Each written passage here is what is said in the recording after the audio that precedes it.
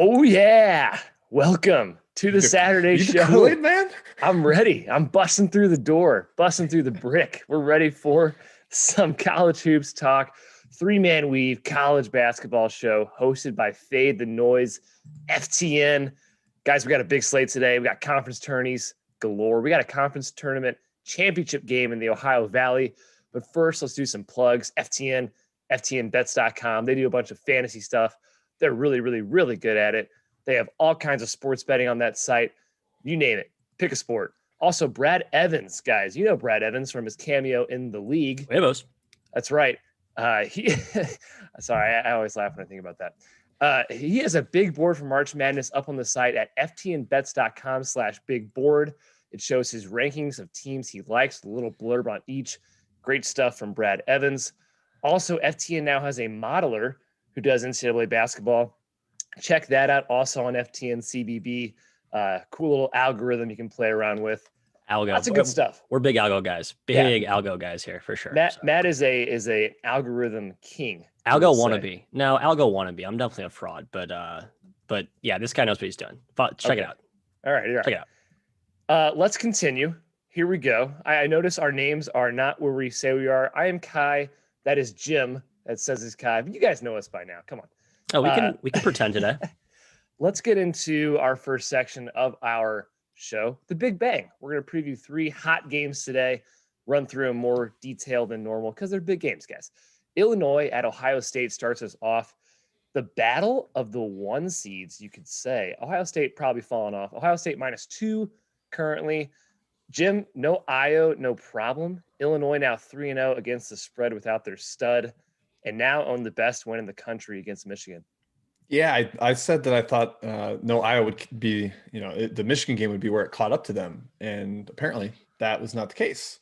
They were tremendous in that game. Curbelo has really emerged as a legitimate star. It's probably awesome for Illinois in the long run to have everybody, step up in roles and find themselves more comfortable as a primary scorer. And now once Iowa's back, everything just, it could just be like a rocket ship that could take off. But Ohio State, they've been terrific, and they're on that 3-game losing streak. This is a great spot for them, for those that subscribe to spots.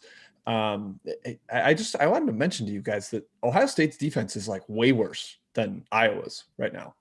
Should we be more concerned about Ohio State than Iowa? I don't understand that. I can't, that doesn't add up to me, Jim. I feel like they have decent defenders, individual defenders. You go one by one down the road. You don't really, Iowa we know has always been bad defensively. Ohio State sort of made their pay on that end. This year, they're just making shots. They have depth. They have multiple guys who can score inside and out. Dwayne Washington, EJ Liddell, elite scorers at their respective positions.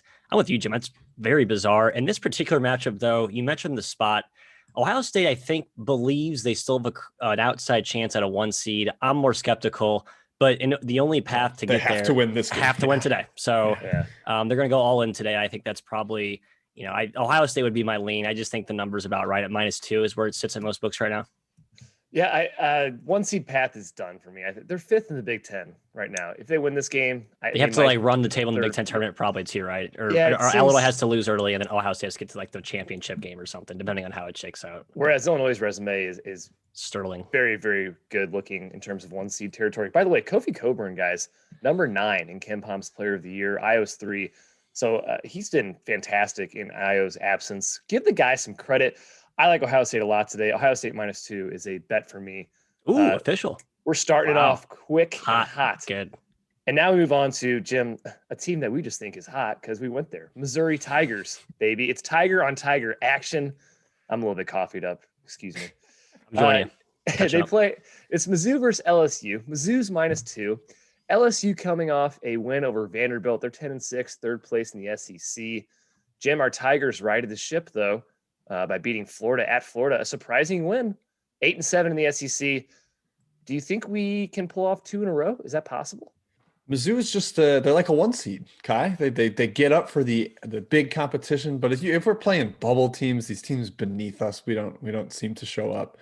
I'm a little concerned here. LSU plays a very bad zone, but Mizzou is awful against any zone. They're in the 63rd percentile scoring against man-to-man, 25th against zone, 65th and 23rd. So they are just terrible when teams roll out zones. even LSU's could give them a little bit of problems. As Jordan Majeski pointed that out on Twitter. I don't want to make it seem like I'm stealing his intel, but yeah, I mean, we've got big guards that can bother them. I would think that the physical defenders on the perimeter should give Smart and Cam Thomas a little bit of issue. And I would think Tillman should be able to eat inside. Watford, not a true center. But I don't know. It's hard to trust us, Matt. It's hard to trust our Tigers right now. Yeah, I've been playing whack-a-mole with Mizzou all season. It's like probably one of my worst 20 teams betting on or against. I do think that win against Florida sort of was the, lock, deal, seal in terms of getting into the tournament. I wonder if that's in the psyche today. Like, okay, we took the monkey off our back, the weight's off the shoulders. Maybe they come out a little bit lackadaisical. The LSU zone is going to be interesting to watch. I think if Mizzou wants to be aggressive in transition, they can score at will because LSU is pretty apathetic getting back on defense. Let's just be honest about that. But if Mizzou's kind of content to play in the half court and grind it out, I do worry that they're going to maybe settle for open threes too much, and this could be a bricky fest. I like LSU here. I did make it a pick. I probably should take it as an official show play, but I'm just too scarred losing bets on or against Mizzou all season. I just had no read on this team. Wow, no respect for the Tigers. These two teams some are respect, to me. Partial respect. These teams are equal to me on a neutral floor. Okay. Give Mizzou some credit, a little bit of home there. Trenton Watford, Darius Days. I always think about Tillman foul trouble. It's like the first thing I think about in any Mizzou matchup. They're in trouble, I think, if he gets in foul trouble against those two guys. But go Tigers anyways. They're both Tigers. Go Mizzou Tigers. How about that? Finally, we're going to go to a usual marquee game to pretty much end the year. This year, not so much, kind of lackluster. It's Duke at North Carolina. Matthew, your Duke Blue Devils, they need this win. They need this win to even sniff the field of 68. Even with it, probably have to do some work in the conference tournament. UNC's favored by 2.5. Also, UNC kind of needs this win. They're hovering around the 10-11 seed, depending where you look in bracketology. Matthew, who gets it done tonight in Chapel Hill? I think we were all over the Tar Heels in the first matchup, correctly so. Our take was basically this feels like a pick 'em, take the team, catch them the points. I think the same anecdote applies here. Unfortunately, the spread's a little bit shorter at 2.5. I think the first one closed 4.5. I have no real read in this game. I know a lot of people talked about the emergence of Mark Williams. Unclear why his minutes have been so awkwardly low. I think he's the key in this game. UNC has a stable of bigs who are starting to play really well. Duke needs some semblance of interior resistance to have a chance in this game to get the revenge spot. And the Duke guards, a little bit hit or miss this season, right? Stewart and Roach have made shots at times, but they've certainly thrown the ball away plenty of other times as well. It's just so hard to know what you're getting from either backcourt. It's so because the spread's too short, I can't, copycat the same take I said last matchup, which is take the points with the pick-up situation. Yeah, I still think Duke is probably the right side here. Mark Williams did play 36 minutes in an overtime loss to Georgia Tech last game. It seems like Kay realizes how important he is. I mean, Moses Wright still went nuts, but Moses Wright kind of dominates everybody. So not a ton of shame there. The first matchup, yeah, we ended up on the right side, but North Carolina was scalding from deep. Yeah, and true. I don't really buy that happening again. Kerwin Walton is a good shooter. Everybody else on that roster is I'm not so sure about. Caleb Love, I think, was 4 for 5.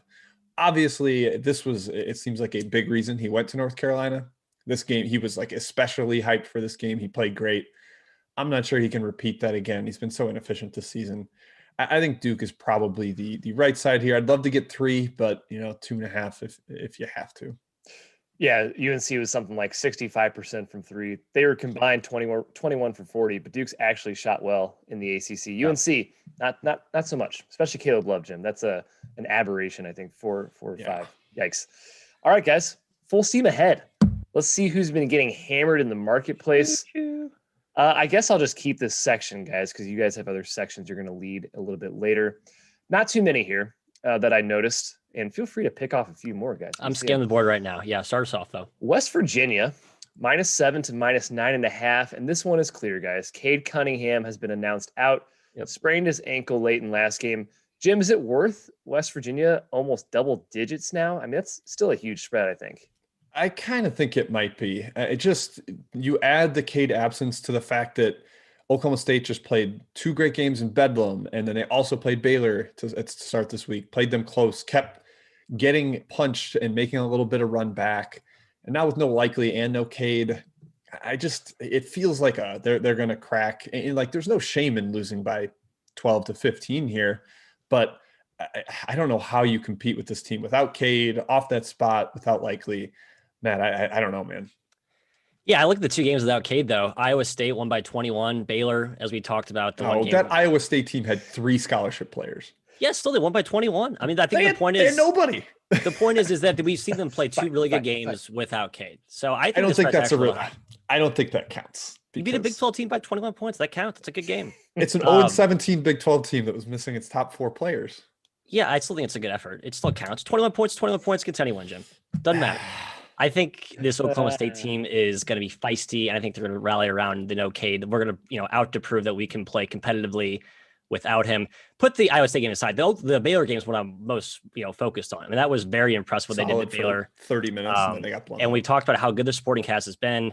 I think if it gets up to 10, I might be inclined to come in on the on a buyback with the Pokes. So I'll say the Baylor game actually kind of supports my side here, just because they played well and then cracked. They got blown out to end the game, did not cover. I kind of think that's what happens here. So that's fair. I think Baylor has a gear above West Virginia. I don't think West Virginia can put them away to that degree, but we'll see. We will see. How about Kansas State, guys? Speaking of Big 12, -3 to -4.5, -5 in some places. Squad. It's unlikely Rasir Bolton plays today for Iowa State. Probably explains the movement. Steve Prohm said it's unlikely that he's in. Guys, I still think the spread is really high. 4.5, 5 points. I'm still inclined to take Iowa State at that number. I find it very hard to believe they're going to go 0-18 in the Big 12. Certainly could happen. That's just too many points for a Kansas State team, Jim, that I'm still not that bought into. Yeah, I've kind of bought in a little more. I think they're solid. They have been, very solid on the second half of this Big 12 season, especially when healthy. Nigel Pack missed last game. If they can get him back on the court, that's enormous. There should absolutely be a desperation factor for Iowa State of we don't want to go 0 for the year. Yeah. We lost at home to this team, and this is like the only team that's in our weight class in the conference. Yeah. But man, I don't know. It's just hard to trust them. They haven't looked very good lately. And shorthanded without Bolton, Matt, I got no strong take on this one. Yeah, I'm trying to find out if Nigel Pack's for sure going to play today. Didn't play last game. He's the key. If he is for sure out, I would love to take Iowa State for the reasons you guys mentioned. I just don't think either team should be favored by 5. Moving on, Seton Hall, flip favorites here, +1.5 to -1. Seton Hall needs this game against St. John's, like blood. They're right on the cut line for the tournament here, Matthew. The Johnnies are likely a little bit too far gone. There's a small chance they can still play in if they win this game, win a couple in the Big East tourney. Do you think? Let's say here, Matt. Is the steam correct here towards Seton Hall? I think it is. I said I'm a Pirate believer. They've not been that great the last few. I'll be honest. I think they're really missing Bryce Aiken. Their offense become a little bit one-dimensional. This is a great buy low spot against a defense that will give you plenty of opportunities to score in transition. You don't really have to execute and run your stuff against St. John's. You just have to take care of the ball. So that's the key. If they take care of the ball, I think Seton Hall wins. Not going away, but I think comfortably. So I think this team has the right side here. Yeah, Posh Alexander was out last game. He's game time decision. And if he's out, it makes it a lot easier to, as Matt said, take care of the ball. He is the ball pressure maestro. He really sets the tone there. If he's out, then I think Seton Hall's a pretty good bet here. One extra board before we get into check the schedule. Loyola, Maryland. +6.5 down to +5.5. Might be a little bit pushed back around 6 here. But the key here is Navy, Jim. Unknown status of Cam Davis and Joko. I don't know how to pronounce his name. Joku. Yeah. Two of their best players. Yeah. Cam Davis, definitely their best player. Yeah. Jim, do you like the Greyhounds either way, though? We've been kind of a Greyhound squad this year. I don't. They match up terribly against Navy. They just played them without Joku and Cam Davis and got kind of rolled, basically steamrolled. They couldn't handle the pressure. The guards for Loyola Maryland are not very good. I would bet they're back just because it's clearing COVID protocol. It's been another week. It's not an injury. I think they should be good to go. Right. It's just the matchup, Matt, makes me so nervous here. Yeah, I think the cryptic messaging was definitely some gamesmanship. I got to think they play. I am just the most stubborn Greyhound believer in the entire world. I will be on them again today, and I'm probably going to regret that. I watched both last games that Jim mentioned. The guards could not handle Navy's pressure. It was a turnover fest. It was just turnover, run out. They got swept all 4 games regular season against Navy. They haven't really been competitive in any of them. I think one that was close. I just think conference tournament, it's a whole new, It's a refresh, reset, new lease on life situation. And we know that Loyola has the best player on the floor in Santiago Dama. If only his guards can just get him the ball and not cough it up. I like the Greyhounds. Kai, one of the best bets today. Wow. Best bet. Well, Matthew, as we'll talk about later in the trending section, Navy is the best ATS team in the country from a percentage perspective. But tell you what. I want to add something too. Per Ken Palm's luck stat, Navy #1 by a wide margin. Oh, there you go. Loyola Maryland 357th by a wide margin. Wow, I love that dichotomy. I love that. And last, that's fun. Insane. Yeah. How interesting, Jim. Matthew, why don't you take the mic, buddy, and run us through check the schedule, our next section. I can do that. Hey, today we're spotlighting conference tournaments. 'Tis the season. We're going to run through a bunch of these today. A lot of matchup specific leans here. I think these matchups start to play more strongly in these conference tournament settings. I think our power ratings, numerical edges dwindle. So I think we really like to dig in here in the X's and O's, also the spots, the rest, et cetera, et cetera. Let's start with the OVC title game. I'll be honest, this is going to be an awesome game. I'm just going to be a fan and sit back, kick my feet up and watch it. I don't really have a strong matchup lean either way. Jim, I know that Nick Muzinski did not play in the first matchup between these two. Obviously, he's back, played 25 minutes last game. Do you think he's the difference and puts Belmont over the top? Yeah, he did play in the first matchup, to be clear, but in the second one to end the season. Oh, sorry, the rematch. He was out the overtime loss. Yeah. I think he's going to be huge here. I mean, Janai Broom is a beast, the freshman big guy for Morehead State. He had a couple huge buckets down the stretch to knock off Eastern Kentucky last night. But I think this is Belmont's game. They didn't shoot the ball very well other than Luke Smith yesterday. I would expect a little bit better performance from the perimeter here. And that's really what you got to do against Morehead State because their defense is very switchable. They keep you outside around the arc. So I lean towards Belmont. They're just a better team. Morehead State's solid, but with Muzinski on the floor, I'm not sure they can compete. And Matthew, we just want Belmont in our tournament. At the end of the day, we want this team in the NCAA tournament. Hey, I think Jonai Brim's going to be a future star, though. I wouldn't mind seeing him in there. I think the line's about right. I think the line's about accurate. So I don't think no official play for any of the Weavers there, but should be fun to watch. Keep being mean. Wow, Matt, you think the freshman of the year in the conference is a future star? He is, but no one knows about him. No one's talking about him. Plays for Morehead State. Excuse me. That's all right. He's the next Ja Morant. Not to that level, but like the sophomore breakout that no one talks about and then start talking about it. You heard it here first. Next one, we're talking A10, Atlantic 10. Holy cow, if you were a favorite or an overbacker yesterday, you cleaned up. I believe it was a clean sweep on both accounts. All the dogs are coming off back-to-back spots. Today, we have all top 4 seeds advancing, so both teams on back-to-backs. You don't get to continue to ride that trend. SLU versus St. Bonaventure, my Bonnies, against, I guess, Kai, our hometown Billikens. And then Davidson versus VCU. Let's start with SLU Bonnies here. I think this is just a rock fight. I think both teams have major issues scoring the basketball. Both teams defend well. I think both teams control tempo. Kai, any lean here at all? I'm excited, Matt, because as someone pointed out in the chat, this is arguably the game of the day. Like I'm stoked for Bonaventure and SLU. Winner. Like locks up tournament spot? Let's think about this. Well, maybe. I don't think SLU can get an at-large, Jim, still. I think Bonaventure, it's very possible, especially now that they're 30th in KenPom. Their net's looking good. I think they still have a chance to get an at-large with a loss. I think SLU needs to win this, Jim. I still think they will. I think SLU still wins the A10 tournament. Yeah, if there's a way where if SLU's able to win going away here, then perhaps they can get the at-large. Problem is, if they win by too many, then Bonaventure will fall out of the top 30, and this won't be a Q1 game. Like, if they win close, they get a Q1 game, probably. If they win by a lot, then they lose a Q1 game, but look better in the eye test. So it's a weird imbalance. Two things, though, that make me like the under. Bonaventure basically playing with 5 guys at this point. You know, they throw in a little bit from the bench, but very rarely. And then SLU has basically banished Gibson Jimerson to the bench. He is offense kind of player, great shooter, terrible defender. They're giving all his minutes to Fred Thatch, who has been really good. Like to the eye, he makes a ton of hustle plays, offensive rebound, defensively. He is a beast because he's built like a tank. But that lineup shift helps the under, I think. Yeah, Jimerson was unplayable yesterday against the pressure at VC that they saw. I got to think it's St. Bonaventure a little more saggy. Maybe he plays, but I'm with you, Jim. I like the under here. 132 is the current total. I think that might be worth a small dabble. On the other side of the bracket, Davidson, VCU. Jim, big thing here to watch. I mean, Bones Highland was nuclear yesterday. Every shot he threw up went in. The one before half was jaw dropping. However, he was banged up. I think he may have re-aggravated something. There's a couple incidents where he was limping. kind of clutching and holding his ankle or hip, whatever that was. And Vince Williams, for my money, their second best player, most valuable player, had some back issues. So I do think the Rams are not at full strength here. Do you read anything into that at all, or am I overplaying that? It probably matters a little bit. I mean, Highland looked happy and jovial. He gave Mike Rhodes a hug after the game. He looked fine. I'm surprised by this line, considering it is a true home game for VCU. I thought this would be up by -4 or so. Davidson did win in the regular season finale, but no Highland in that game.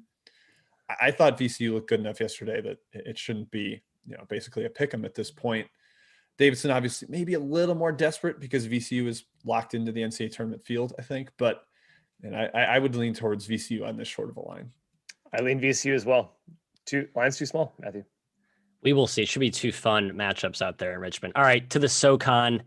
UNC Greensboro, Wofford, sort of similar spots to the A10 teams yesterday. They are favorites catching teams off back-to-backs. UNC Greensboro playing the Citadel, which ransacked my Western Carolina bet, completely ruined that ticket. 66 points in the second half. Atrocious. Great season, WCU. Great season. Enjoy your summer vacation. Excuse me, 68 and a half.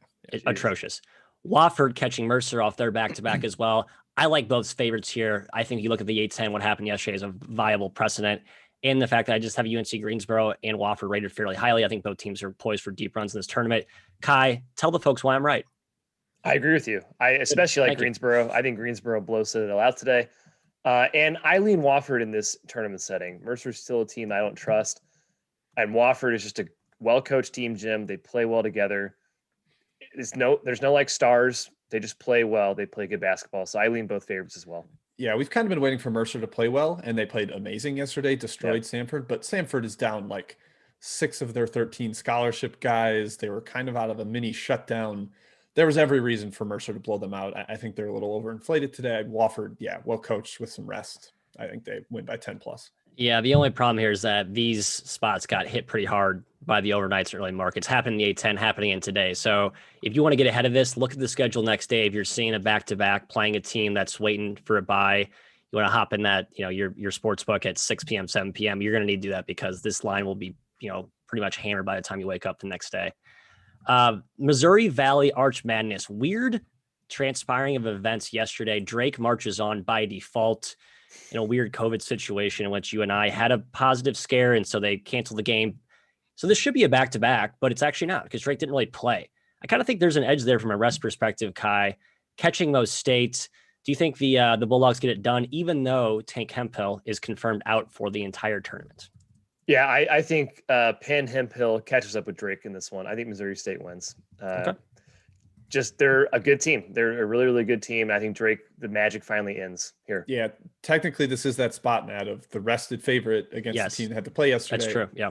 But Missouri State blew out Valpo. It was never close. It was not a stressful game for them. And I think the injuries on the Drake side, it makes it hard to accurately value this team. Their finale performance against Bradley, who was missing like 6 of its top 7 guys, was awful, just absolutely horrendous, with a chance to clinch the 1 seed. So yeah, Missouri State should get this done, I think. It actually got bet down a little bit, -2.5 down to -2, -1.5 at a few bucks. Unless they ran like rin sprints or ran 5 miles instead of playing the game. I should mention it should play very similar to the spots we just talked about, the SoCon and the A10. Loyola Indiana State, I don't really have a strong take here. Obviously, it's a low total because neither team can score against the other, especially ISU Blue against Loyola. So I don't know. That's just a sit back and watch game for me. Any leans here? No takes for me. Loyola motivated. They lost to this team once already this season. Yeah, true. And obviously they're, they want the title. So I would probably lean towards Loyola, but nothing strong. Sunbelt, the Fun Belt, higher scoring affairs here. Again, we have 4 situations where we have teams catching back-to-backs in that favorite spot. You want to watch out for the following dogs: South Alabama, Troy, App State, Arkansas State, all winners yesterday. Let's start with South Alabama. Jim, I know you've been a Jaguar believer here. Very thin rotation. Do you think they're going to be in trouble here against Louisiana? I think they will be in trouble in the next round tomorrow. Okay. I think they can get a victory here. The fact that the Cajuns are down their point guard, Brian Ayu, is pretty huge against like the tricky defense that South Alabama plays. And yes, they are essentially a 6.5 man band, but I think they can get done 2 in a row. It's just when it gets to 3 in a row is going to be really tough. I love Michael Flowers. I like South Alabama today. Yeah, Flowers went off yesterday. I think he had like 20 plus in the second half. Next game here, Troy, the little engine that could, as we've called them all season. The Trojans, Scott Cross, continue to be feisty, even without their, arguably best player, Cam Woods, opting out for the season. No problem. Controlled Arlington wire to wire yesterday. Do they keep rolling against Coastal? I do think the spread's pretty high, to be honest. I mean, I would lean towards Troy on the number because of that UT Arlington performance. Like, crap. I thought UT Arlington was going to kill him yesterday. So I was clearly incorrect there. Coastal does have the player of the year, Devontae Jones, in my opinion. Yeah. Awesome. So riding point guards in tournaments, we say it all the time. I love Coastal as a team. So stay away from me, we'll say.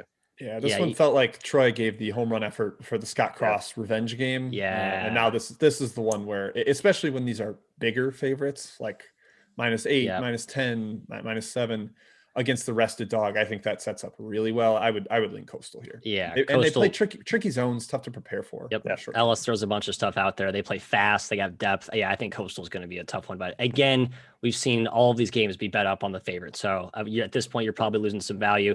Although I do see Georgia State, the next one here, has been open 7.5. It's still sitting there at 7.5. If you're looking to bet the Panthers, they're catching Arkansas State, who's been kind of sneaky good down the stretch. But I know you're a big Panther boy. Do you think 7.5 is worth a small taste, perhaps? Yeah, I do. I wrote this up for action today. I like Georgia State here. Best offense in the league versus the worst defense in the league. Pick and roll, especially. Georgia State runs it like at a top 30 rate, and Arkansas State is like bottom 27 percentile in the country in stopping it. I think they're going to pick them apart, score a lot of points here. So I do like 7.5. Yeah, Georgia State had their COVID shutdowns earlier, but the offense is firing. Kane Williams, especially the star, is hot at this point. So backcourt's awesome. And then note about that game. First time these two have met this season. Same applies to Texas Tech, App State, the fourth of these games today because of the way they did their pods, the Sun Belt. So there could be some. I don't know. I'm confused how to make a read on that. Maybe the defenses have an advantage because the offenses are feeling each other out. Maybe the game plays a little more slow. I have no idea, but just something to keep in mind there. Jim, any Texas State, App State take? I really have nothing. I'd probably lean towards the under. App State not really looking to run a ton, and Texas State will just grind the game to a halt. So, Hey, I lean App State, Matt. How about that? Love it. Yeah, Justin Lewis back yesterday. Big return. Let's go to the Colonial. I just wrote down, tell your goldfish to pick the winners of all these games. I don't really know. This is the most random, up in the air crapshoot you will find.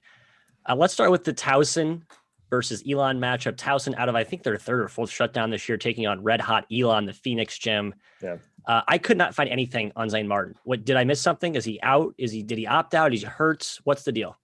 Yeah, there was like a personal reasons thing before. I'm guessing he plays. It's postseason. He transferred back to Towson. I don't think he's going to sit out the postseason. That would surprise me. But yeah, Elon's playing really well. Young team that has figured things out on offense. They've won 4 in a row, 3 of which by double digits. They're the only team in this conference that played a full February schedule. So I think Elon is a pretty solid bet. I was surprised at how high the line was. I agree. Yes. I think, I don't want to bet against it still. I think it was a sharp line about the odds makers. I was looking to bet Elon here, but I think they adjusted for the COVID thing and potential Zane Martin wrinkle as well. So well done, Mr. Oddsmaker. UNC Wilmington, second game out of their shutdown. They got ran out of the gym in the first half. Elon, their first game back. Maybe they played better here. Kai catching Bill and Mary. I don't really have a take. Do you? A spread feels high to me. I lean Bill and Mary, actually. Yeah, four-ish points. Yeah. Yeah, Bill and Mary a little bit out of a shutdown, or did they play to end the year? I know I must have missed that. If so, chat mob, please enlighten us if we missed that. They haven't played since the 22nd, so maybe they just missed like a final weekend series. Okay. Maybe their opponent was out. So, but Wilmington's down to like 6 guys. It's hard to really trust them as a favorite. Last place, Wilmington. Wow. They were awesome in the non-con. We love that team, and then it all just sort of unraveled. All right, guys, speed me up here if I'm taking too long. We have 3 more to get to. We'll fly quick. I don't really have any strong Summit League takes. I think the story here is that both Dakota schools, the Jack Bunnies down Noah Friedel, who has been out the last few games, there's kind of adjusting to a new normal there. South Dakota without AJ Plitzowite. I never say his name correctly, but I will continue to try and fail it. Yeah. He has been awesome this year. Stanley Amude, his get off the pub, but Plitzowite's been almost as valuable. The way he leads the offense, can shoot it, can score. So I don't think that either of these teams have really, there's still kind of a shell shock reverberating throughout both squads. I liked Omaha actually at the opening number. The large dogs have played well in these conference tournaments, Jim. I know that the walking wounded. Am I nuts for taking the 14 points here? I mean, I leaned that way just because of the spot and the big dog there, but I can't trust them with how many people they're down. They've been playing the dregs of the league recently and looking okay, but now they got to step up in class. It makes me nervous. I like Western Illinois is the one I like. I wrote this one up for action. South Dakota down White. They played one game without him, and Umude had 39. I mean, it's just like he became a one-man wrecking crew, but they still lost by 12 to North Dakota State. And Western Illinois can score a little bit. So I think the Leathernecks, I saw +8 recently. I don't know if it's still there, but I would lean that way. +7 now, Jim, painted. So people are on to you, or they read your write-up and were convinced. So nice job. Thanks. Let's continue here. WCC, one of these weird bracket formats where to the victor go the spoils in the form of major rest by advantage. Santa Clara, props to Herb Senek's bunch. They've won 2 in a row. Got DJ Mitchell and Keyshawn Justice back. They're now playing third straight game in 3 days against Pepperdine. I kind of want to get wavy here, fellas. I think the line's a little short. I think they're the better team, the more talented team. Not a great matchup here, Kai, but at -4, catching a team in their third game in 3 days, I think that's worth something. Yeah, I lean Pepperdine. No, nothing strong, but nothing strong. I agree. On the other side, LMU I'll just add, Santa Clara looked like they were collapsing in the second half yesterday. And if that's an indicator of losing their legs, then yeah. Could be a bad omen for today, no doubt. And then LMU, very impressive win over San Francisco, although I think there was a little bit of an asterisk there. Or the Dons had some guys get injured in that game. Although LMU, without one of their best players, Kele Lupepe, the mini Charles Barkley, as he's come to be known, I do think he's a big loss today against St. Mary's. I'm going to take St. Mary's small here. I think -4 is the current line. I'm going to add that. It's like 5.5 now, Matt. Yeah. People quit taking our sides. They hacking our sheet, or what are they doing? Okay, too high. Yeah, this game's going to play awfully slow. Even 5 will feel like 15. So I would scratch that. Jim, anything to add here, or should we continue to roll? Alec Kreisel in the chat was like, I'm not sure St. Mary's is 1, motivated, or 2, good. I think they're motivated. It's the postseason. But yeah. I kind of agree. They're not very good. It's going to take a lot of witchcraft from Mr. Bennett on the sideline here. He's got plenty. He does have plenty. There's so much size at the end of the court. That's how they beat San Francisco. Loyola Marymount's huge. I would lean towards the Mount, but nothing for me. Yeah, and St. Mary's can't really counter with any like small ball or speed that the Dons can. Patriot League, we talked about the bear trap that I'm going to fall into probably again with Loyola against Navy, but I'm going into the other bear trap. That's Boston U taking on Colgate. I, for some reason, love betting Boston against Colgate. Colgate's actually covered 3 of the 4 games this year. These spreads are massive, but I think it's justified. Colgate has broken them in the second half of the last 2 games, and then the first series before that, they weren't even close. But Boston was hurt in that series, still kind of getting their legs out of them. Jim, am I foolish for going back to the well for, I believe, the 5th time this season, taking Boston U plus the points? I don't think so, but we do know Boston U is the team that beat Colgate in the tournament last year. So even though there's already been a 4-0 clean sweep in this matchup this season, I still think Colgate has that on the mind and is going to be a little bit locked in. Kai, still probably too high though. Too high. One of my best bets today, Boston plus 13. With you. Let's ride, baby. Yeah. I'm with you. It's too high. Tournament setting. Come on. This team should be better. I know. It's keep like, saying they're going to turn it around. At what point do you just give up? I think it's just too high. This same team beat Colgate last year on their floor for the title game. It's like basically the same team. Okay, and when you say same team, without Max Mahoney, but everyone else is there. He matters a little bit. He was your best player. Okay, fine. Colgate had Ivan Auskis though too. I mean, it's I agree. Kai, it's a wash. We have the winner. Last one, NEC. Watch out for Bryant, folks. They may be down guys. That's the key headline in this one here. They've been awesome all season. They are down guys. Is that confirmed? Yeah, there's no Charles Green, no Michael Green, no Chris That's a Childs. problem. That's also a problem. I would say 2 of their 3 best guards. 2 of the best players. Yep. Unless Peter Kiss goes for 40, I would not touch Bryant with a 10-foot pole. But that's my thought. I will say they lucked out in their draw with getting Sacred Heart as the 3 seed, not Mount St. Mary's. They're not a great 3 seed. Sacred Heart's like honestly one of the worst teams in the league, and they frankly just barely won games and got into the tournament. Sacred Heart's been awesome in the second leg of back-to-backs. There's no second leg in the postseason. They've not been swept once. They've split every single game or series at least. It's crazy. All right, Matt, thank you for that. Check the schedule. That's great. Chat mob break maybe a swift one. We've covered a lot of games. We got a little bit more to cover here. I'll go to Jim first for Chat Mob here. Yeah, I mean, we've hit a lot of the questions, a lot of questions about conference tournaments. So we can go through these quickly. One tournament we did not hit, the America East semifinals. Vermont and Hartford, UMass Lowell and UMBC. Tyler T90 asking about this. Matt, I'm going to go to you on Vermont, Hartford. Anything there? This is actually the 2 seed, surprisingly, but anything on the Catamounts?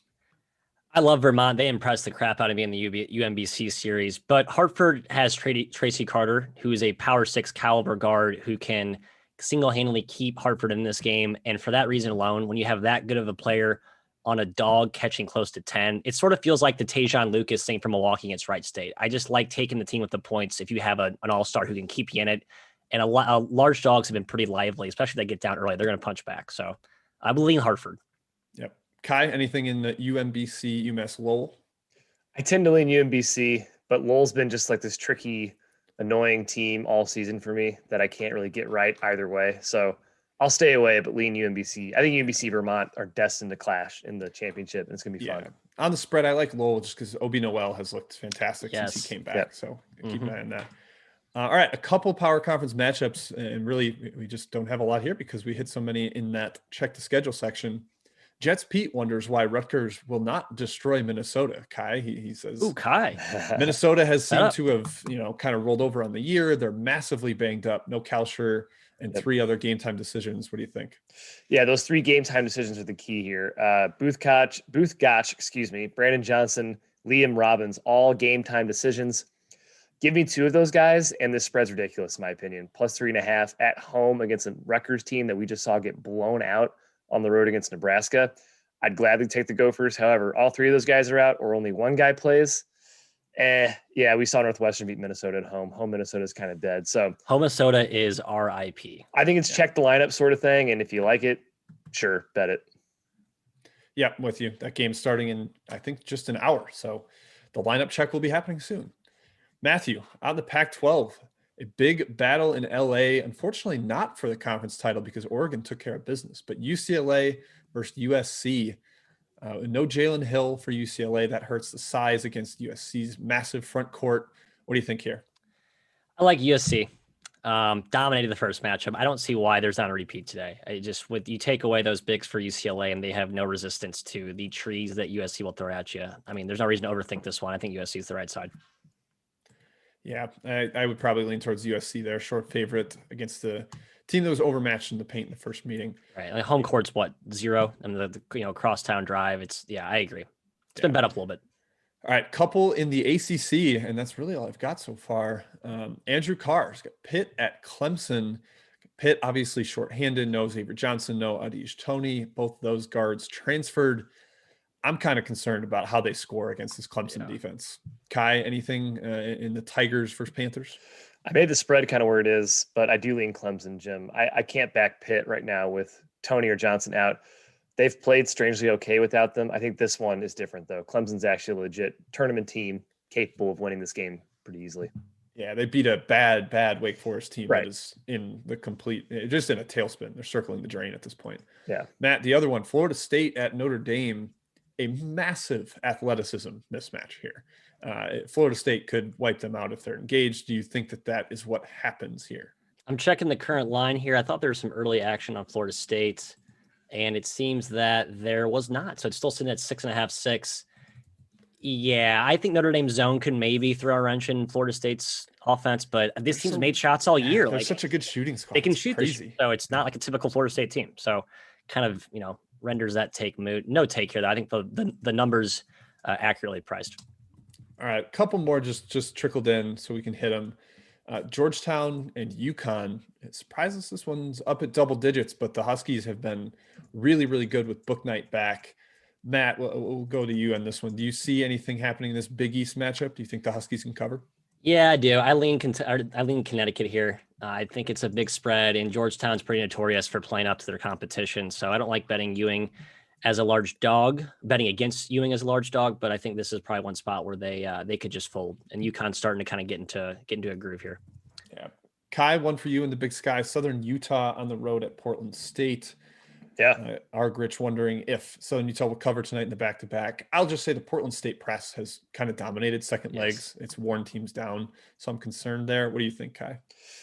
Made the spread where it is. Man, Southern Utah, how about the Thunderbirds, guys? They're going to win the Big Sky, 11-2. It's like 18-3 on the year. Great season for them. I tend to lean Portland State, Jim, in Lake 2. But shoot, like they didn't have any trouble yesterday. We'll talk about them in a little bit for the trending section. Yep. Matt, IU Purdue. Purdue by 15. Yeah, Indiana. Archie Miller is just owned by Matt Painter. Yeah, Archie is, or Matt Painter is Archie's daddy. I mean, there's really no other way to look at this game. The spread's obviously enormous. It's just downright disrespectful to Archie Miller. But no Armand Franklin matters quite a bit. The guard's been terrible. Yep. And Andy Baseball, I think hitting the last Patriot game we didn't discuss, Bucknell and Lafayette. And you got to have John Meeks out of COVID protocol. He has missed a couple for Bucknell. I would imagine he's back. I think they're all supposed to be back today. Yeah. So for that reason, I do lean Bucknell. I think the line is sort of playing hedging against the potential that they might have guys out. I believe they're going to be back. I would lean the Bison. Give me the Leopards. I kind of lean the other way. Yeah, I'm a Leopards guy. All right, let's keep moving down the outline. Let's go to who's trending. Who's trending? Good, bad, over, under. We're going to start with good. We talked about Navy. Excuse me. I mentioned Navy twice. Excuse me. Navy 14-3 against the spread. Best record percentage-wise in the country. Could be missing 2 guys, though. Be careful there. We kind of like the Greyhounds being feisty. Actually, Jim and I sort of lean towards Navy. UConn 14-4 and 1 against the spread. This team, guys, is Elite 8 good. We talked about the game slightly against Georgetown. Matt, Elite 8, UConn? I think we picked them as a sleeper preseason. Yeah, let's stick with it. And on that note, I'm going to make a quick adjustment to my current glare here. Have you noticed that? Should. Yeah. Yeah. I'm playing hurt right now. Give me a second. It's distracting. It's like when the sun's setting in a baseball game and they're trying to hit into the shadows. How about the Bonnies, Jim? While Matt's gone, we get to talk about his favorite team. 12-5-1 against slander him. F the Bonnies. 12-5-1 against the spread. We talked about one of the best battles. And Jim, we talked about possible at-large for Bonnies too. I guess we kind of gave our opinions here. We're leaning SLU. Is that right? Yeah, I think so. All right. Drake, 20-5 against the spread still. Missouri State, 14-6 and 1 against the spread. We lean the Bears here. Missouri State, talked about them a little bit before in the show. There is a question in the chat about Kentucky, and that is perfect as we switch towards the bad ATS teams. Kentucky is 6-15 and 1 against the spread. The spread feels high, Matt, frankly, but the Gamecocks are so Jekyll and Hyde, I cannot back them. Yeah, up to 8. Kentucky is an 8-point favorite. I'm inclined to take South Carolina here. Early tip, I believe it's 11 a.m. So any second now, or no, I'm sorry, it's 11 a.m. Eastern. So 45 minutes here. Yeah, I would like the Cocks. I'd take the Gamecocks here. I think South Carolina has been rollover kind of bad. They played one good game in the last 5 and have gotten blown out in a lot of others, but hard to trust. Kentucky's a big favorite, like you said, Kai. We talked about Towson, 5-11 against the spread. So you got a bad ATS record against a hot Elon team with a questionable Zane Martin, and you're off COVID. Doesn't set up very great for a Tiger bet there, guys. Yep. UT Rio Grande Valley, 4-8-1 against the spread. They lost outright to Tarleton yesterday. You know, understandably, they've been sort of out of sorts all season. Jim, they're favored again by 3 here. I don't see why you wouldn't play Tarleton again, to be honest. Yeah, and we thought Tarleton was going to be shorthanded yesterday, but Jonathan Jackson, one of their best players, came off the bench. And so that means they are 7 deep, which is, you know, a lot better than 6 deep in a back-to-back. I would probably lean towards Tarleton, Billy Gillespie. I mean, it's just hard to, you know, it's not like, I don't know what to expect with Rio Grande Valley making tweaks in a second leg with their coaching situation being what it is. So, yeah. The Vaqueros have been down a lot of guys this year too. They were down Rhea and Freeman the last few years. Rhea left the program. Yeah, Rhea's already gone. Freeman's new to that list of guys not in the lineup. So that on top of the COVID accumulation, not great. And losing their coach, unfortunately. But their coach. Moving on, Kansas State 9-16 against the spread. Iowa State 8-14 against the spread. Hilarious that these are, in fact, bad ATS teams and bad overall teams. Battle of the Big 12 bottom feeders. Talked about this. Bolton's probably out for Iowa State. I still lean the Clones in the spread, but I think my colleagues disagree slightly there. Over unders. Let's talk these a little bit. South Dakota 15-6-1 to the over. And last game, Jim soared over despite no Plitzevite. I'm doing the German pronunciation. I don't know if he's German or not. Do you think this one goes over again? Would you lean that way without him? I probably would. Western Illinois definitely likes to run, and they've got scoring threats. Umude could probably score 40 again. I mean, he had 39 last game. Western Illinois doesn't have a great matchup for him. I would lean towards the over first round of the tournament here, but as they go through the tournament, I would start to lean towards unders. Matt, we talked a little bit about Bucknell Lafayette. Bucknell is 7-3 to the over, and Lafayette leans that way. The Bison are 35th in the country in tempo. Yeah, that surprises me. It did. They have some guards this year. I think they're trying to let loose, and Lafayette plays zero defense, especially inside. I think the over would be a pretty good play here today in that Patriot game. As do I. Oklahoma State 16-7-1 to the over. West Virginia 17-8 to the over. No Cade Cunningham, still lots of points. I kind of think so. I still lean towards the over, Jim.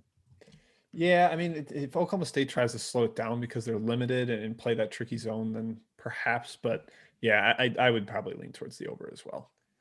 To the under we go. Texas A&M 4-12 to the under, but can they slow down the Arkansas Razorbacks, one of the hottest teams in the country? Matt, give me a side and a total lean. Putting you on the spot. Arkansas under. Texas A&M just like refuses to engage in any sort of transition game, but they're just awful and cannot score. If they scored more than 50 points, I'll be impressed. Yeah, there's a question about this in the chat from Andrew Carr, whether Arkansas blows them out, and I don't see how they don't. I mean, Texas A&M's offense is terrible. Horrible. Yeah. Portland State 4-12 to the under, but Jim, Southern Utah is 11-5 to the over. Now, here's an interesting total aspect here. 68-58 last game, 69 possessions, but the total today, Jim, is 145.5, 146. That kind of screams under to me. I think it is a little lower than it was the first game, though. So, if you subscribe to, when the total comes down, you have value on the over potentially there. But if they're going to play 69 possessions again, I would certainly lean towards under. Yeah, nice, by the way. And finally, Matthew, East Tennessee State 6-15 to the under, Chattanooga 10-12 to the under. SoCon in general, we talked about, has skewed under. You've talked about the over trends in the A10. Are you still going to ride over trends, or are you going with SoCon always plays under, or at least this season, Matthew? It's a low total. I will say 131.5. It's the one we didn't really talk about in the previous section. I lean Nuga's side, and because of that, it's hard for me to then endorse an overplay for a team like Nuga who, adamantly controls the pace, right? Former Lamont Paris, former Wisconsin assistant. So they don't play the same style, but pretty damn close with their very deliberate pace and speed there. Hey, let's go to roster roundup with our buddy Jim. Then we'll hit best bets and some chat mob questions and send you on your way. Jim, roster roundup. Perfect. Yeah, I was trying to keep up with the chat questions, but let's get to the roster roundup. We have hit a lot of these, so again, we won't dwell on them. Pitt, they're shorthanded in the backcourt. No Xavier Johnson. No Tony. Keep an eye on that. Minnesota also starting soon. Lots of questions for them. I mean, you have to check the lineup if you're going to bet that game either way. Auburn is potentially down Sharif Cooper. Bruce Pearl called him doubtful. I don't think he plays. No, I don't see any reason why he would. I mean, it just in terms of a guy with pro potential, likely going to go. He limped through warmups last time, so he might be dressed, but I would still doubt it, even if he is out there. I like Mississippi State there. 1.5 point dog. I think Auburn's just not a good basketball team. Hey, they did fine without him, though, right? Last game. Yeah, that was weird. I'm ignoring that. Can I do that? Is that allowed? I don't understand what happened there. Sure. Okay, I'm gonna throw it out. Yeah, still no Justin Powell either. So yeah, the guard situation is really shaky. One that we did not mention yet, South Florida guys, they have been horrible lately, like terrible. And they're down Alexis Yetna for sure. Michael Durr is a game time decision. That's their starting front court. Yetna, arguably the most important player. I don't want to touch this team so long as they don't have Yetna. Yep. No, thank you, Jim. Yetna and Durr are like the nucleus of their physicality brand. You just remove them and what do they have? Just a bunch of bad offensive players. Yeah, not a good team. Yep. Arizona State and Utah, a little bit going on here. Arizona State has the usual Josh Christopher, Marcus Bagley question marks. Right. Utah, likely no Rylan Jones on their side. I still am going to put Utah as one of my best bets, guys. This game doesn't mean anything for Arizona State. I think they're locked into their seeding, and it's the second leg of the altitude road trip. I am not super enthused about backing a relatively short bench guard reliant team in the second game at altitude. So yeah, Bagley only played 20 minutes off the bench and was not good. So he's definitely not himself. Go ahead, Kyle. I think it's right side. It's funny that this is like identical spread to Oregon State. So yeah, shows you how much odds makers appreciate. First round by Oregon State. What a world we live in. Yeah, that's right. All right, keep moving. Indiana, we mentioned no Armand Franklin. Matt, I believe on last week's show, you said Indiana has one good guard, and he's hurt. He's hurt. That's it. But I think I said on VSiN that Indiana has the worst backcourt in the conference, but then Teddy Allen left the program. So I think they're better than Nebraska's guards now, but it's awfully close. Yeah, I got to think about that one. Might be the best player of that entire backcourt bunch. Villanova, guys, no Colin Gillespie. I'm going to put you both on the spot here. How many points is he worth to the spread?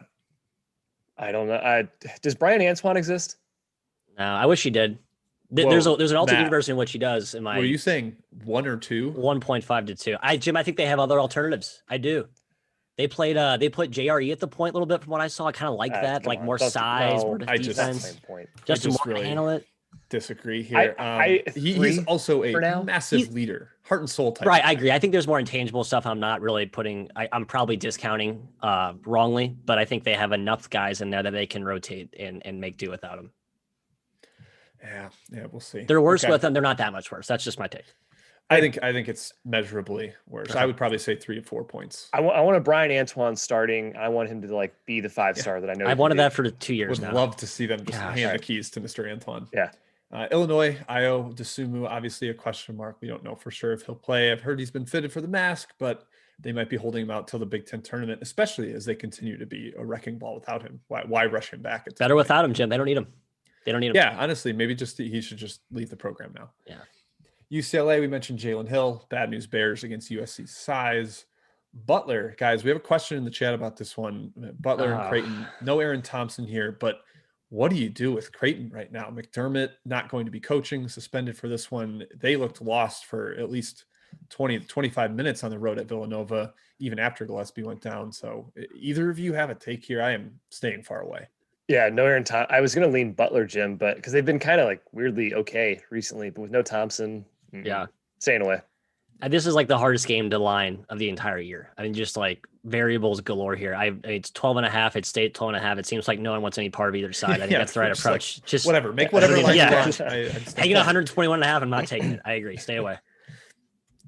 Louisville, we got to mention Malik Williams out, and also questions in the chat on this one, guys. Virginia at Louisville.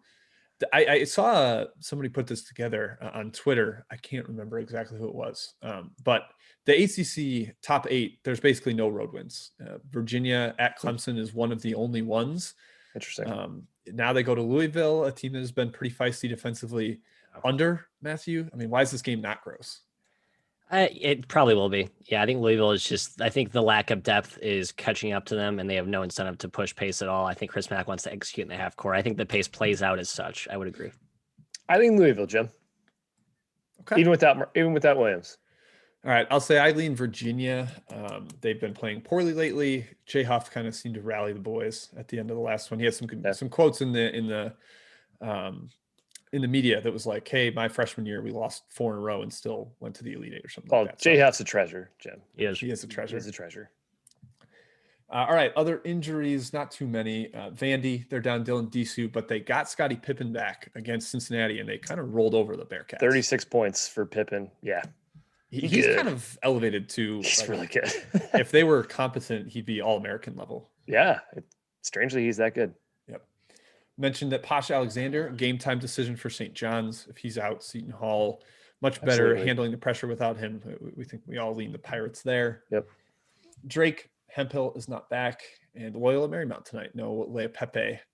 Or maybe he could be back. I think they said they were mostly preventative. He was in a boot, but I would be surprised if he's back tonight. Yeah. Mid-major injuries, real quick. There's not a lot here. Zane Martin, we don't know for Towson, so keep an eye out for him in the CAA. UC Riverside was down. Arinze Cheatham, their best player. Northridge was able to hang around yesterday. Without him, I think they could do that again. So I agree. Yeah, lean Northridge. This is probably the sneaky biggest of this section, in my opinion. I think he's enormous on both ends of the floor. Oh, so what's he worth in that? 1, 2? I'll go 3.5, Jim. According to my model, 3.5. 3.75, actually. There we go.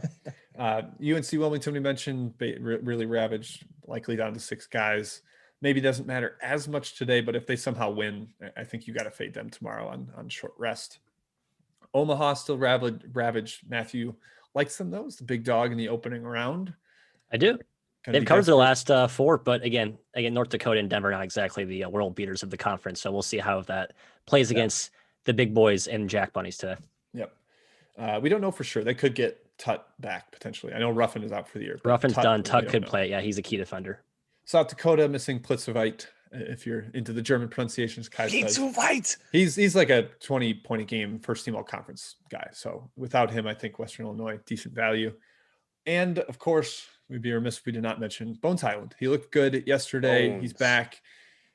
He was a little gimpy, as Matt mentioned earlier in the show, but I expect him to be out there and to play well today. Yeah. He's a gamer, Jim. Competitor. Nice. Yep. Yeah. All right, let's go best bets. Yep. Kai, I will kick it back to you. Hey, best bets. I'll kick us off, guys. Couple games we haven't talked about. I'm just going to throw some games at you. Bet them, don't bet them, whatever. Hawaii, +3. They beat UC Davis first game. Davis is a little bit hurt. Home court advantage is gone. I think Hawaii is a better team, so I don't know why they're still catching 3 points. I lean that way. I agree. Hawaii +3. Western Kentucky, -7. Get right game after losing outright to Old Dominion. I kind of lean them in the first matchup. They got up pretty big. WKU, I think, gets it done in round 2. Nothing. I got nothing for you. UNLV +1. I think they should be favored against Wyoming. So I like the Rebels even on the road against Wyoming. Numerically, I agree, but UNLV has been weird lately. Not very impressive to me. So some of these weird add-on games to the Mountain West schedule have been tricky. Nevada taking down Colorado State last night. Fresno State knocked off Utah State. I'm going to stay away here. Finally, and Matthew, you have this written down. I thought Boston University, that spread I think is a little ridiculous. +13, 13.5. That'll be another bet today for me. Jim. It got bet down, Kai. We'll have to add. It's down to 12.5 now, but I will add it with you. I take 12.5. I agree. Jimmy, what do you got? Utah, I mentioned earlier, -3, up to 3.5. I still think that second back-to-back game at elevation is really, really tough for an Arizona State team that is probably just like, all right, let's get to the Pac-12 tournament where we can try to redeem ourselves. Yeah. South Alabama, I like them. So rare to like a team playing back-to-back against the rested favorite, but no AU for the Cajuns, I think, is huge. And I think the South Alabama team is good and feisty. Absolutely. I agree. And then I'm doing a double dip for my last best bet here, guys. In the Southland, SFA playing their final game of the season because they are ineligible for the postseason. It is a rivalry game against Sam Houston State. SFA just lost at the buzzer to Abilene Christian, but I think they're going to be highly motivated to end on a win, play a little spoiler. There's a lot of reason to back them. It's, shorter rotation. I'm a little concerned, but I think SFA +1 as a dog here is solid. And the other one is Houston Baptist -5. Texas A&M Corpus Christi may be the ultimate we've quit on our season team. They've just been horrible lately, and Houston Baptist is still in that tangle to make the top 10 and get into the Southland tournament. So give me Hugh Bap -5. Should we go deep cuts and speculate on Willis Wilson being out at Corpus Christi and turn off everybody who's watching this show? We don't have to, Matt. What were you going to say? I was going to ask, they're done. They're eliminated from postseason contention, right? A&M? Corpus? Yeah. They're They've been out for a while. 10 teams, right, Jim? 10 teams. I think they're in last by like 3 games. They can't catch it. If there's such a thing as tanking, which there isn't, but if there was, that's what they are doing right now. I agree, Jim. I mentioned Omaha earlier, +14. Thankfully, it hasn't moved. I'm surprised. Again, large dogs aren't tournaments. I'm usually there. To bet them. Loyola, it's got bet down actually. So either people are listening to the show and emptied their wallets, or I just had a laggy board on my screen here, Kai. I think down to 3.5, 4 now. I think the guys are out that we talked about. Cam Davis. Yeah, I'm try to get a quick Twitter search in for you here. Yeah, I would like to do 5. I think I would adjust it down to 3 if they're for sure out. So if it gets below 3, don't touch it. But if they are for sure out, I think 3 is still worth the taste. Confirmed out. Okay. Boston, Kai, you mentioned. And the last one we talked about earlier, I just want to reiterate it. Wofford, it's up to -3. I just think they're the better team. And we saw how well those back-to-backs did not play, or how well they played for the favorite today. It's the one of that set of games that really hasn't been smashed by the early markets. And it's a team I like. It's a matchup I like. Give me the Terriers, Kai, because God loves all Terriers. God loves a terrier. Yes. Jim, chat mob, finish us off. All right, not a lot here because we have hit so many games so far. We mentioned Texas A&M, Arkansas. We all kind of think Arkansas blowout. Our Gritch asking about Weber State hosting Northern Colorado. Weird first game. The Weber State HQ guy that we follow said it was very poorly officiated in his opinion. I think Weber really struggled with foul trouble. They still won by 1, despite shooting 1 for 10 from deep. Matt, are you going to back the Wildcats at the D? I like over. I can't believe this game played to 119 points. I think both teams can score. Northern Colorado has Smoots back, I believe, now for 2 games in a row. A lights out shooter. So give me the over. No side take though, Jim. I think Weber can score. I don't think Northern Colorado can really score. They need this to play low possession to cover. Yeah, I would tend to agree with you. Okay, we hit Butler Creighton. Boss Hall Mitch asking about Morgan State. Can they blow out Delaware State again?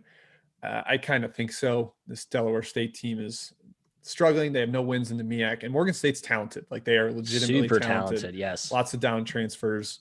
I'm not sure about the MEAC standings. I would have to take a double check on that to see if there's anything worth playing for. But this is just a talent gap game for me. Yep, Morgan State for sure. All right. Am I missing anything else, guys? We've hit a fair amount of these.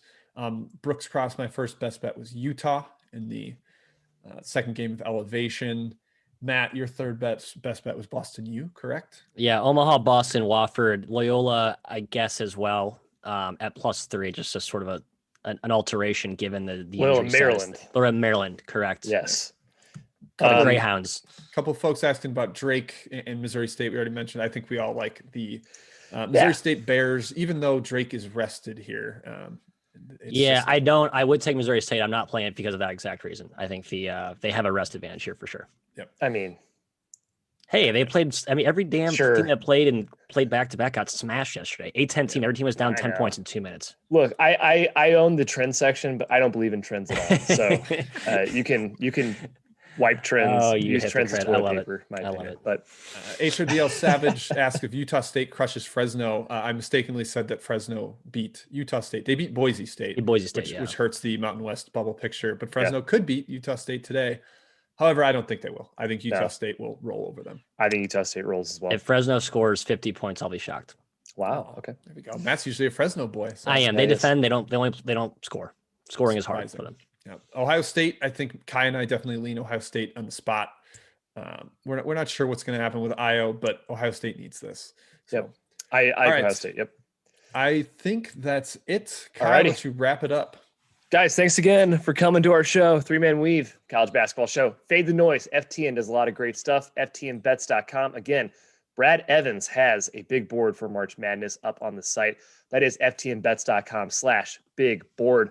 Also, FTN CBB, brand new modeler hired by FTN. They had a nice little algorithm, an algo, if you will, on the site. Algo. Cool guys. Check out FTN in general, man. If you want to win a daily fantasy, these are your go-to guys.